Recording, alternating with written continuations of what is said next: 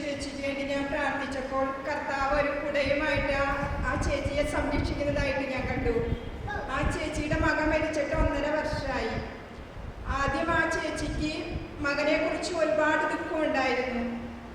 ഇപ്പൊ കർത്താവ് എനിക്ക് തന്ന സന്ദേശം, ആ ചേച്ചിക്ക് വേണ്ടി പ്രാർത്ഥിച്ചപ്പോൾ മകന്റെ ദുഃഖം ആ ചേച്ചിയിൽ നിന്ന് എടുത്തു മാറ്റിയെന്നും പകരം സന്തോഷമായ ഒരു ജീവിതം കൊടുത്തുവെന്നുമായിരുന്നു.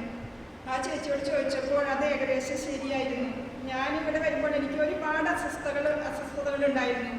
പരിശുദ്ധാത്മാവിന്റെ അനുഭവം കിട്ടിയപ്പോൾ ഹൃദയത്തിൽ നിന്നും കർത്താവ് ആ ദുഃഖം എടുത്തു മാറ്റുന്നതായിട്ടും പകരം എനിക്ക് ജെറമിയ പ്രവാചകന്റെ പുസ്തകത്തിലെ വാചകമനുസരിച്ച് ഞാൻ സകല മനുഷ്യരുടെയും കർത്താവായ ദൈവമാണ്, എനിക്ക് അസാധ്യമായ എന്തെങ്കിലും ഉണ്ടോ, ആ ശബ്ദം എൻ്റെ കാതിലേക്ക് പതിഞ്ഞുകൊണ്ടിരുന്നു. ആ കർത്താവിന്റെ സംരക്ഷണം എനിക്ക് കിട്ടിയപ്പോൾ ഒരുപാട് സന്തോഷം തോന്നി.